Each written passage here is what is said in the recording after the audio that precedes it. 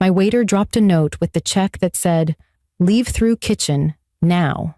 I looked up confused, and he pointed at my drink, then mouthed the words, "Your date drugged it."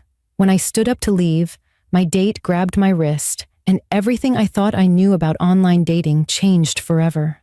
My name is Brooke Sullivan. I'm 27 years old, and I work as a marketing coordinator in Portland.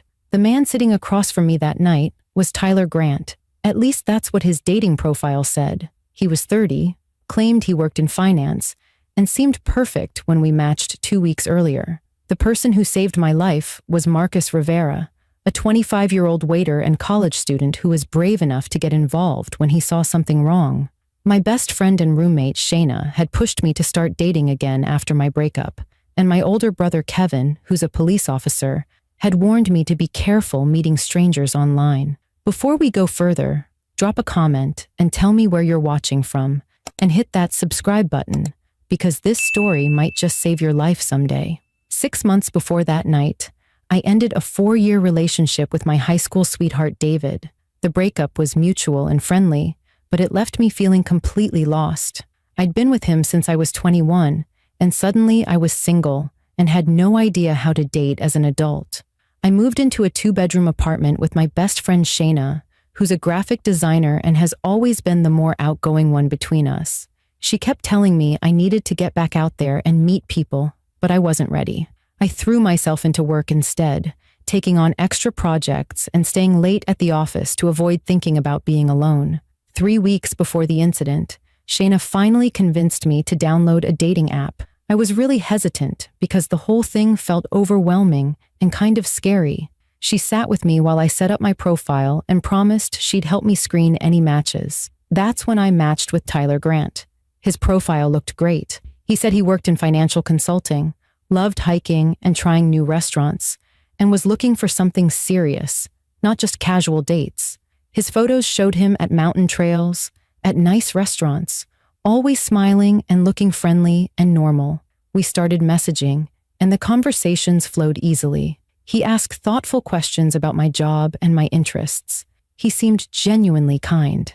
After a week of talking, he suggested we meet for dinner at Rosewood Bistro, a nice Italian place downtown. I told both Shayna and Kevin about the date. Kevin immediately went into protective big brother mode and offered to run a background check on Tyler. I laughed and told him he was being paranoid. Shayna was excited for me and helped me pick out a nice outfit, a blue dress that wasn't too formal but still looked put together. Friday night arrived and I was actually nervous in a good way.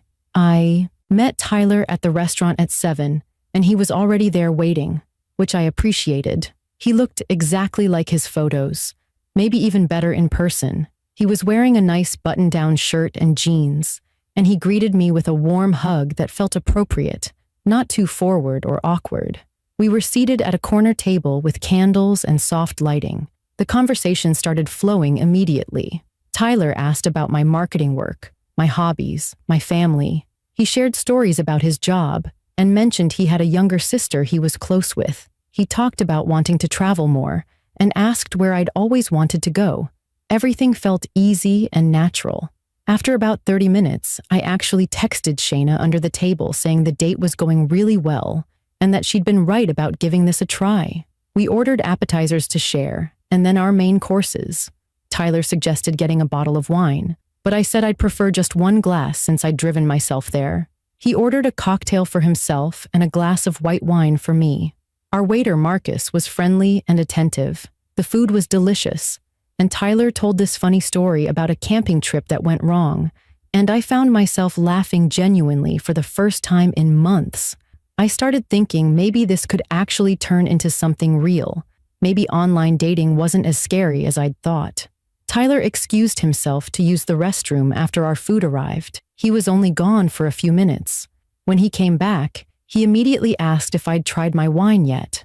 I said no, that I'd been waiting for him so we could toast together. He smiled and raised his glass, and we toasted to new beginnings and first dates. I took a small sip of the wine and noticed it tasted slightly bitter, a little off, but I figured it was just the particular type they'd served. Tyler was watching me drink with this intense focus that made me slightly uncomfortable for a second, but I brushed it off as him just being attentive. We continued talking, and everything still seemed perfectly normal on the surface. Tyler asked about my apartment and whether I lived alone. When I mentioned Shayna, I noticed this quick flicker of something across his face, almost like disappointment, but it passed so fast I thought I'd imagined it. He started asking more specific questions about where exactly I lived, what floor my apartment was on, whether the building had good security. At the time, I thought he was just making conversation, maybe even showing concern for my safety. But looking back, those questions felt loaded with meaning I didn't understand yet. About 10 minutes after I'd taken that sip of wine, Marcus came back to our table to check on us. He asked if we wanted to see the dessert menu, and Tyler immediately said yes, suggesting we share the tiramisu. I agreed, even though I was getting pretty full from dinner. Marcus cleared some of our plates, and when he set down the check holder on the table, something strange happened. He made very direct eye contact with me and tapped the check holder twice with his finger before walking away. Tyler didn't notice because he was looking at his phone, scrolling through something with a slight smile on his face. I opened the check holder expecting to see our bill. Instead, there was a small piece of paper that had been torn from Marcus's order pad. Written in rushed, messy handwriting were the words, "Leave through kitchen, now." I stared at it completely confused, thinking it must be some kind of mistake or maybe meant for a different table. I looked up and saw Marcus standing near the bar area, and he was staring directly at me. He wasn't smiling anymore. His whole face looked serious, almost urgent. He subtly pointed at my wine glass and then very clearly mouthed words I could barely make out. "Your date drugged it." My heart completely stopped. I looked at Tyler, who was still casually scrolling on his phone like nothing was wrong. I looked back at Marcus, who gave me one firm nod and then pointed toward the back of the restaurant where I could see the kitchen entrance. My mind started racing at 1,000,000 miles per hour. This couldn't be real. Tyler seemed so normal, so nice. We'd been having such a good conversation, but Marcus had absolutely no reason to lie to me. He was risking his job by getting involved like this.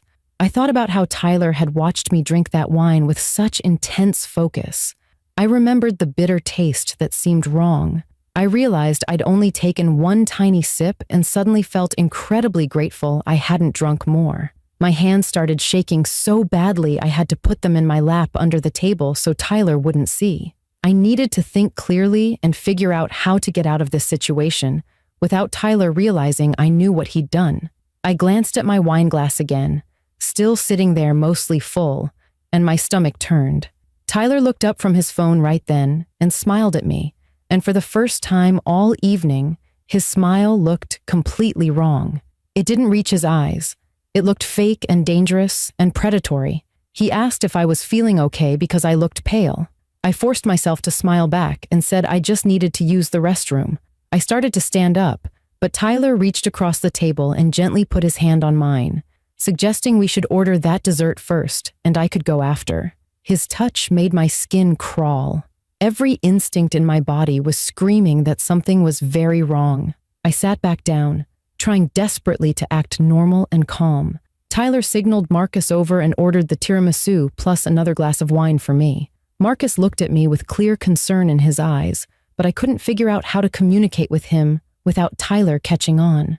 After Marcus walked away, Tyler started asking more questions about my living situation. He wanted to know if Shayna was home tonight. He asked what time I usually got home from work. He asked if my building had cameras in the hallways.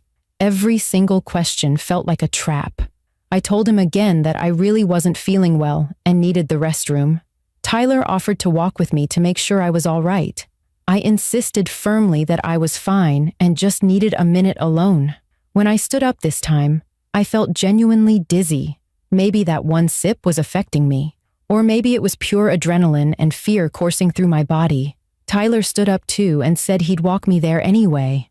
I told him no, more forcefully than I'd said anything all night, and walked toward the back of the restaurant. I could feel his eyes burning into my back the entire way. When I reached the hallway where the restrooms were, I saw Marcus standing right near the kitchen entrance. He made eye contact and jerked his head sharply toward the kitchen door. I looked back toward our table and saw Tyler sitting back down, but he was watching me closely with his phone in his hand. I had maybe seconds to make a decision. Do I trust this waiter I don't know? Do I go back and pretend everything's fine? My brother's voice echoed in my head with all his warnings about staying safe and trusting my gut. Marcus was still standing there waiting for me to choose. I saw Tyler start to stand up again like he was going to follow me. That's when I made my choice and turned quickly toward Marcus and the kitchen. Marcus immediately pushed open the kitchen door and pulled me inside. The kitchen staff barely looked up from their work, clearly used to Marcus bringing people through for whatever reason. He didn't slow down or explain anything to them.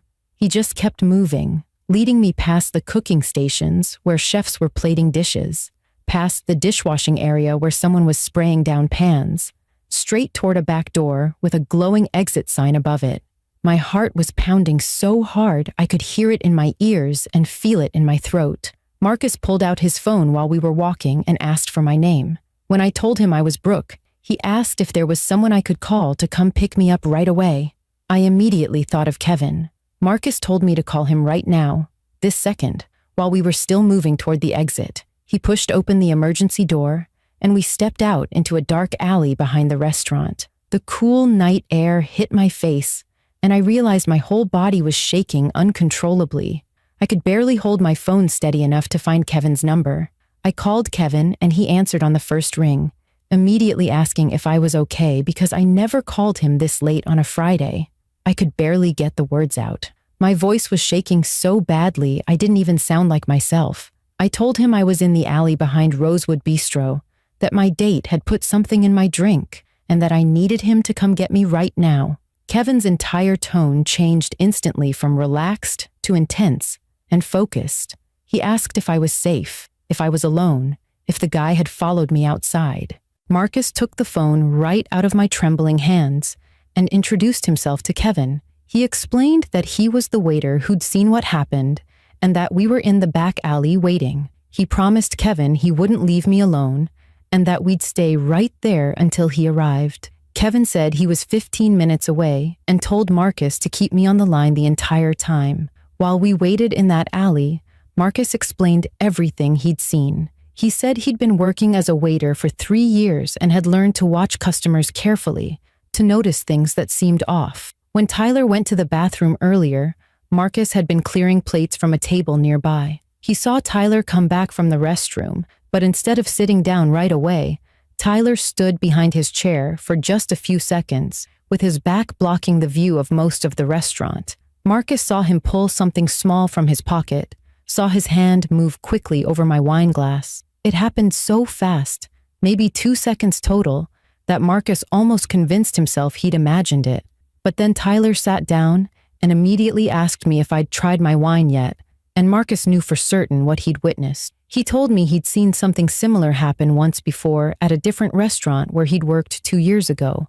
That time he hadn't said anything because he wasn't completely sure, and he found out later that the woman ended up in the hospital. He said he'd promised himself he'd never stay quiet again if he saw something suspicious. Suddenly, the back door of the restaurant burst open, and Tyler was standing there. He didn't look charming anymore. His face was tight with anger, and his eyes looked cold. He said I'd left my purse at the table and he was worried about me, but he was holding my purse in this threatening way, like he was using it to control the situation. Marcus immediately stepped directly in front of me, blocking Tyler's path, and told him the kitchen area was staff only. Tyler completely ignored Marcus and spoke to me, saying we should go back inside and finish our nice date, that he'd already ordered my favorite dessert. His voice sounded too calm, too controlled, like he was working hard to sound normal. I found my voice and said I was leaving, and I wanted my purse back. Tyler took a step closer to us. Marcus pulled out his phone and said he was calling the police right now. Tyler's entire expression changed in an instant. The fake calm disappeared, and I could see pure rage on his face. He looked at me with such hatred and said I was making a huge mistake, that I had no idea who I was messing with, that I'd regret this.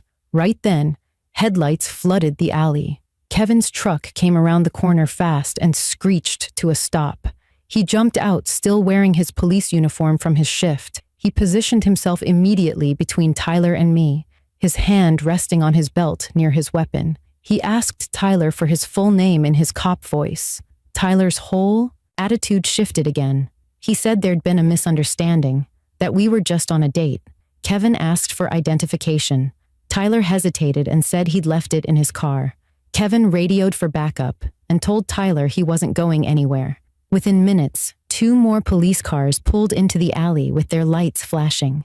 One of the officers asked Tyler to empty his pockets.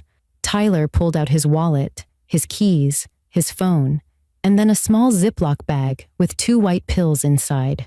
Tyler immediately tried to claim the pills were prescription medication for anxiety, but when the officers asked him to show them a prescription bottle or any documentation, he couldn't produce anything.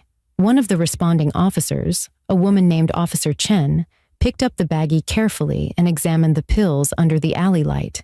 She looked at her partner and said they looked like Rohypnol, a drug commonly used in sexual assaults. Tyler's face went completely white, and he started talking fast, insisting this was all just a big misunderstanding, that I was overreacting to nothing, that he'd never put anything in my drink, and I was being dramatic. The officers weren't buying it. They asked me if I was willing to give a statement about what happened. I said yes, absolutely. I'd tell them everything. They asked Marcus the same question, and he immediately agreed, providing detailed information about exactly what he'd witnessed, the timing, the way Tyler had positioned himself to block the view while doing something to my drink. Officer Chen went back inside the restaurant and returned a few minutes later carrying my wine glass carefully in an evidence bag. She said they'd need to test it to confirm what substance was in it. Kevin stood next to me the entire time with his jaw clenched so tight, I thought his teeth might crack. I could see him struggling not to say or do something he'd regret as a police officer. One of the officers asked me gently if Tyler had touched me inappropriately or if I'd actually drunk any significant amount of the drugged wine. I explained that I'd only taken 1 small sip because the taste seemed off, and that thanks to Marcus, I'd gotten away before Tyler had the chance to do anything else.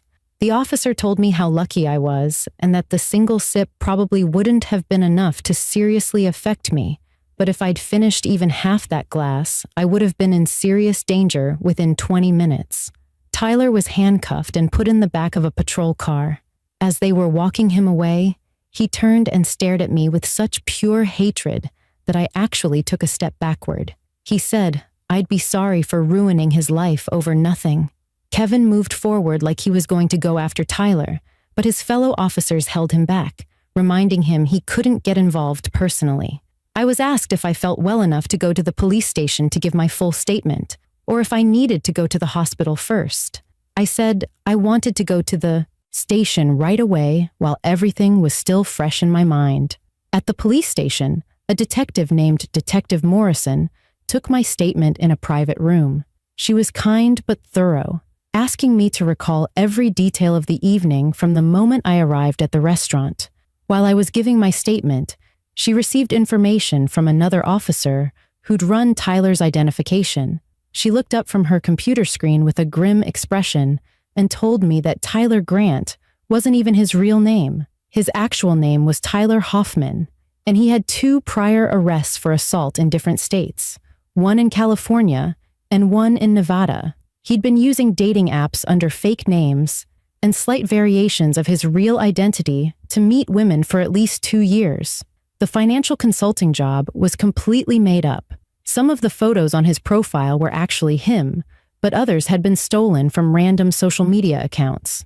Detective Morrison told me I was the first woman who'd managed to get away before he could hurt me. She said 2 other women had come forward in the past 18 months with stories almost identical to mine, but there hadn't been enough physical evidence to prosecute because they couldn't definitively prove their drinks had been drugged, and too much time had passed for any tests to show results. This time was different. They had the pills found in Tyler's pocket. They had Marcus's eyewitness testimony of him putting something in my drink. They had my wine glass to test. They had Tyler's pattern of using fake identities.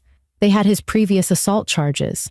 Detective Morrison said the prosecutor would absolutely take this case, and she was confident they'd get a conviction. I sat in that police station waiting room after finishing my statement, and the full weight of what almost happened just crashed over me like a wave. If Marcus hadn't been paying attention, if he hadn't been brave enough to write that note, if I hadn't trusted his warning and left when I did, I would have finished that wine. I would have felt confused and dizzy. Tyler would have offered to help me to my car, and I would have been completely helpless. The thought made me feel physically sick, and I had to run to the bathroom. Kevin found me there afterward and just held me while I cried. I took 3 days off work after that night because I couldn't face going into the office and pretending everything was normal. Shayna stayed home with me, ordering takeout and just being there without asking too many questions or trying to force me to talk about it. Kevin came over every single evening after his shifts to check on me, bringing groceries and making sure all the locks on our apartment were secure.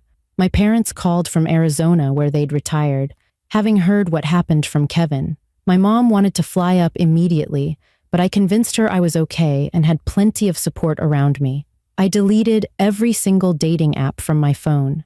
I couldn't even look at them without feeling sick to my stomach. The detective called a few days later to tell me that Tyler was being held without bail because he'd violated parole from a previous assault charge in California that I hadn't even known about. She said they were building a strong case, and with all the evidence they had, especially Marcus's testimony and the physical proof, the prosecutor felt confident about getting a conviction. 4 months later, I had to attend Tyler's trial. Walking into that courtroom was one of the hardest things I've ever done.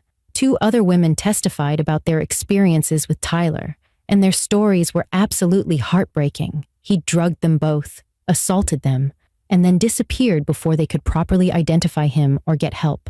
One woman had been so traumatized that she'd moved to a completely different state and changed her phone number. The other had struggled with depression and trust issues so severe that she'd needed intensive therapy. Hearing what they went through made me realize just how lucky I was that Marcus had intervened when he did. Marcus testified about exactly what he saw that night, speaking clearly and confidently, despite being nervous about being in court. The defense attorney tried to argue that Marcus was mistaken, that maybe Tyler was just adding sugar or sweetener to my wine, but the physical evidence of the Rohypnol found in Tyler's pocket completely destroyed that argument. The lab results from my wine glass confirmed the drug was present. Tyler was convicted on multiple charges, including attempted drugging, possession of a controlled substance with intent, and assault based on the other women's cases. He was sentenced to 12 years in prison. When the sentence was read, I felt this huge weight lift off my shoulders. Marcus and I stayed in touch after everything happened. He became a real friend, someone who understood what I'd been through because he'd been right there in the middle of it. We met for coffee about once a month, always during the day, and always in busy public places. Marcus told me that the experience had confirmed what he wanted to do with his life. He was finishing his degree in social work and planned to work in victim advocacy. I shared with him that I'd started volunteering with an organization that taught women about dating safety and recognizing dangerous situations. I gave talks at community centers about trusting your instincts, watching your drinks, and understanding that predators often seem completely normal at first. I always made sure to talk about the importance of bystander intervention and how people like Marcus, who choose to get involved instead of looking away, can literally save lives. It took me over a year before I felt ready to even think about dating again. When I finally did start seeing someone, I met him through mutual friends, not through an app. His name is Alex, and we took things incredibly slowly. I told him early on about what happened with Tyler, and Alex never once made me feel like I was being paranoid or overly cautious when I insisted on safety measures, like meeting in public or telling friends where we'd be. We've been together for 8 months now, and I'm slowly learning how to trust again. I still have moments where I get nervous. I still watch my drinks like a hawk. I still feel anxious sometimes when I'm on a first date with someone new, even though I'm only seeing Alex now. But I'm healing, and I'm stronger than I was before. I know I survived something that destroys other people, and I'm determined to use that experience to help protect others. That night at Rosewood Bistro changed my entire life, but it doesn't define who I am. I think about Marcus constantly. about the split-second decision he made to get involved when he easily could have just looked away and minded his own business. I think about how close I came to being another statistic, another woman whose story ends tragically instead of with escape and justice. I'm 29 now, and I'm still learning how to navigate dating in a world where dangerous people hide behind charming smiles and carefully crafted profiles. If my story teaches you anything, let it be this. Always watch your drinks from the moment they're made until you finish them. Trust your instincts even when everything seems fine. And never be afraid to leave a situation that feels wrong even if you can't explain why. And if you're ever in a position like Marcus was, where you see something that looks suspicious or off, please speak up. You might save someone's life. The most dangerous predators are the ones who look and act completely normal, and that's exactly what makes them so effective. If this story made you think about your own safety or inspired you to pay more attention to the people around you, hit that subscribe button and drop a comment telling me where you're watching from. Stay safe out there, trust yourself, and remember that it's always better to be overly cautious than to ignore the warning signs.